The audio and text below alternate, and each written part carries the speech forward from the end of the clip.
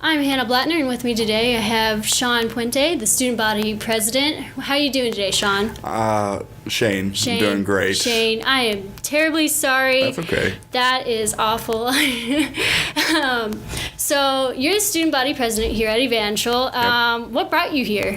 Yeah, so obviously high school senior year, I was looking for colleges, and I had always wanted to go to an AG school because I wanted to study ministry. And after looking around, Evangel was a great option. It was 2 hours from home, so I was close enough to take care of my family if I needed to, but also far enough away to have my own independence. And I remember touring campus, and it just felt like home. And so after the application process, I was accepted no problem, and now here we are today.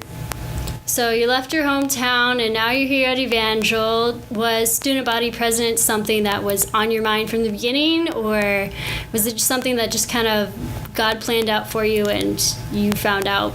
So I remember freshman year, whenever I was just a wee student here, and the student body president at the time was Hannah Beers. And in seeing her and what she does, like, wow, that'd be cool one day. But I never thought that it would happen the way it did. And then my sophomore year, Cameron Short was the student body president, and I assumed that he would do it that year and the year after. So I was thinking, if I ever do be in this position, it'll be my senior year. Well, come spring semester of my sophomore year, Cameron notifies everyone that he will not be returning to the position that fall because of other matters.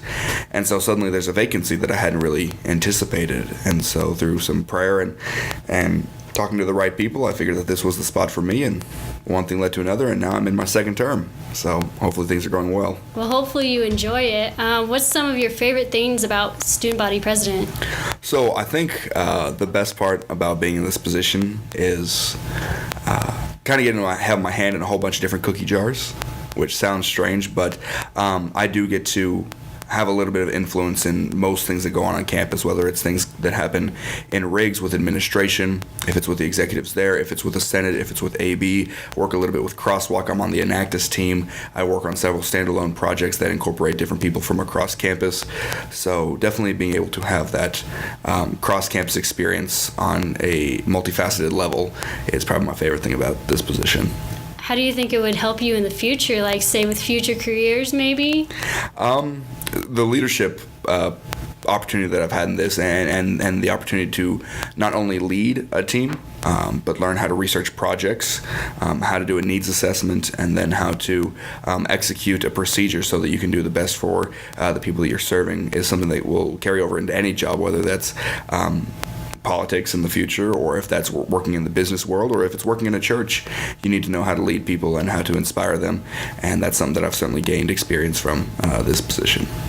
Now, from my understanding, sadly you won't be our student body president forever, but we'd love to keep you around as much as we can. But what would you have for advice for maybe future student body presidents?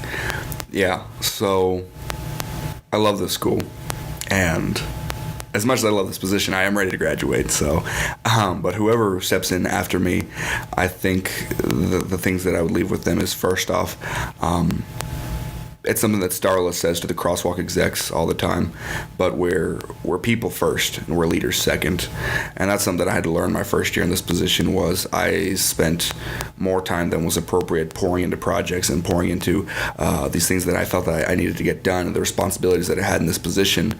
And I'm glad that I was able to pour in to the level that I was, but my self-care suffered whenever I did that, because I wouldn't get the rest. I wouldn't invest in myself. I was so concerned with other responsibilities that I couldn't let myself have a break, and I was too hard on myself. So that's the first thing. And the second thing is just make sure that you remember what you're doing it for.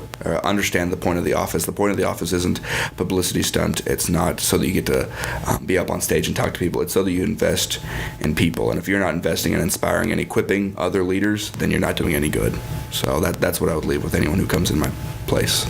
Just wrapping it up, one last question before we run out of time. As a senior and student body president, you said that you're looking to wave the flag of retirement.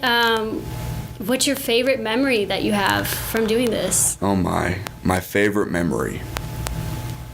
Thus far, I think my favorite memory was after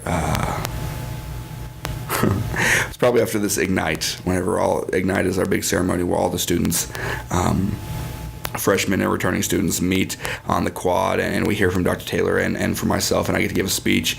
And it's such a surreal experience sitting up on that stage and looking out over all of your peers and knowing that you're up there to serve them.